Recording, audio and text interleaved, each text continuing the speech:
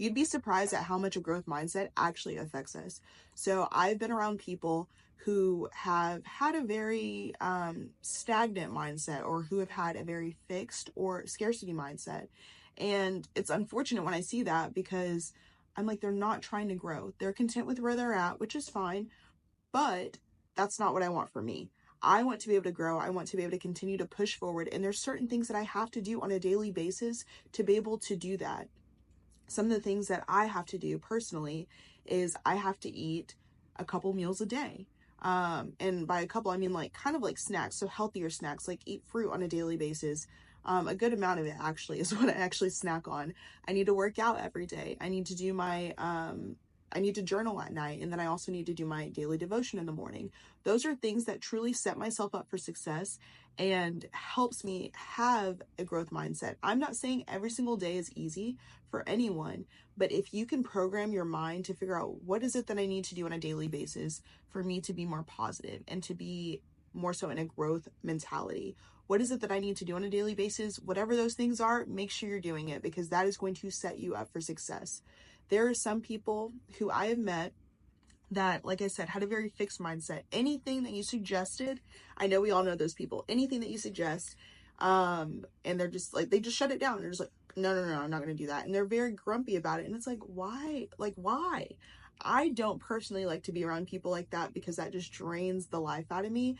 I also encourage you to surround yourself with people that also have a growth mentality and a growth mindset. Normally, also, when people have a growth mindset, they are okay with embracing failure. Failure is always going to happen with anybody.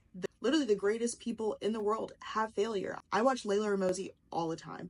Absolutely love her. And she talks about not every day is easy. It is a consistent grind. She was like, do you think I feel like going to work every single day? I go through my own struggles, but she has found a way of overcoming it. And so that's why I absolutely love listening to her, because it really just helps to encourage me. And you have to find those people.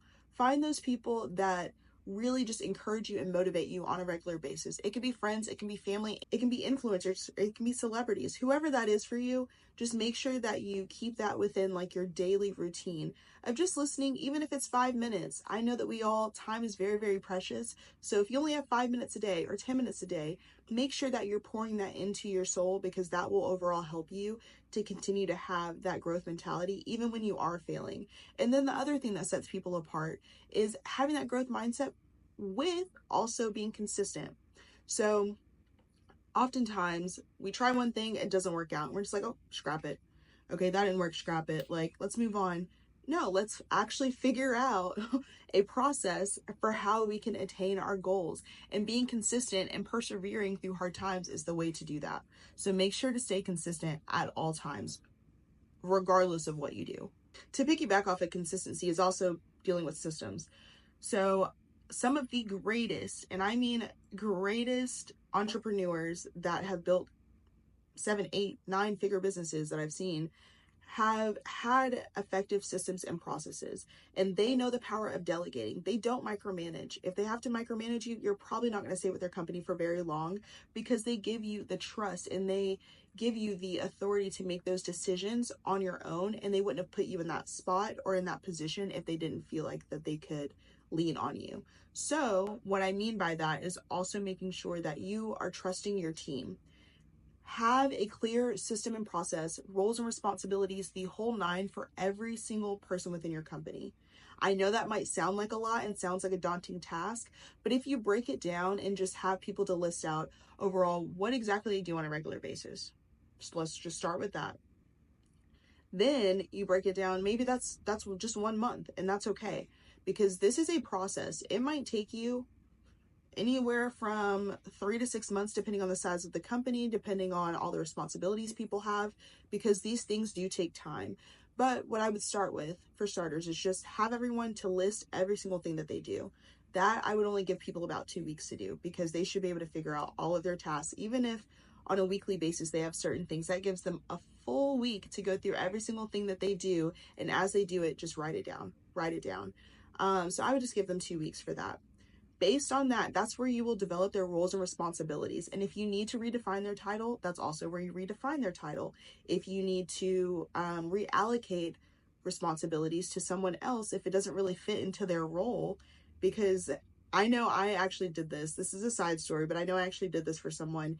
And this person was supposed to be in client success, but they were also doing sales and all these things. And I was like, no. I need you to be focused on client success, and let's figure out how to reallocate those other administrative tasks for sales to the sales team or to the sales department. And so I say all that to say, make sure that your roles and responsibilities align with the overall objective you want that employee to be able to accomplish. And if it's not in line with that, it's okay to change it. Just go ahead and change it. That's the right time to go ahead and make that adjustment. The next thing is going to be with your standard operating procedures. The importance, and I cannot emphasize this enough, the importance of having standard operating procedures is if a team member leaves, you do not want to have to go and fully retrain a whole nother person. Your standard operating procedures should be at minimum for someone to be able to come in off the street and be able to take over within about a day or two. There obviously will be some background information that you'll have to give them about the company and the position and maybe some clients that they're working with depending on the role. That's all fine. But you want to make sure that someone coming in off the street has a clear, I don't care if it's a large binder, a clear roles and responsibilities, and also a clear standard operating procedure for all of their different tasks that they need to complete, because that will ultimately make your job 10 times easier. Because if you are just a solopreneur right now or a small business owner and you're doing all the training, that's going to save you so much time. So that way your employees aren't asking you all these little questions as things are going by. You can just say, hey, did you go check your standard operating procedure? Go check the SOPs. And SOPs are short for standard operating procedures, if you did not know. But that's just one of the things that I would recommend doing, because you would be surprised at how powerful SOPs, having clear roles and responsibilities, will be for your team. And the people who are as successful as they are understand that they have to be able to delegate these things. And so in order to get to that point, you have to build out the roles and responsibilities, standard operating procedures, to be able to give your team that autonomy to run and function without you, so that then you can focus on more revenue generating tasks. And that will ultimately lead to you being able to scale your company, and has led to the most successful entrepreneurs that I have seen. Another thing is going to be the 80-20 rule. So 80% of your day really should be focused on high impact activities, things that actually drive revenue, that drive your bottom line. Another part of that is the other 20% is more so administrative tasks. So answering emails, answering phone calls, those are things that we might not necessarily love doing, but all of the things that's essential to running a business. And so make sure that only 20% of your day is focused on that. If you are in, I would say even over 50% of your day is admin and 50% of your day is high impact activities, you may need to outsource, because you could be limiting yourself in what you're able to do and scale for your company if you're spending that much time on admin tasks that you could potentially hand over to a VA, or that you can hire an executive assistant, even if it's only part-time. Hire an executive or personal assistant, and that will help you to be able to focus on more revenue generating tasks to help to increase your revenue and scale your company a lot faster, to be able to increase the amount of people that you can actually hire and potentially even bring on a full-time assistant. The final piece, and probably the most important, is surrounding yourself with like-minded individuals. So there is power within your network, and a lot of people say this, but I've seen it to be true even more and more as I continue to grow up. One of the things that entrepreneurs sometimes do not love is networking. Some love it, some are more so introverts, but that is something that is going to be key to your business. There is power with people. Make sure you're going to different networking events, whether they're local, whether they're virtual, whatever it is, to be able to continue to get your name, get your business out there. That is going to help, because people are going to then think of, oh, actually, I remember him. I need to go reach out to him. Or, oh, I remember her. She actually said that she does this service, and so I want to see what her offerings are. You never realize how many interactions you have, and then it might be 6, 8, 12 months down the road, they might give you a call saying, hey, do you remember we met at this networking event? Not sure if you remember XYZ. So another thing is joining a mentorship program. That is really helpful, because a lot of times those mentorship programs are normally high ticket programs. The people that are paying to be in those rooms are paying because they want to be around like-minded individuals. They want to be around people who they can refer and also get referred by. So if you're paying to be in those mentorship programs, that is going to help you to use your time a little bit more effectively. And I would categorize that as being a high impact activity because that can directly affect your bottom line. It only takes one connection to absolutely transform your business.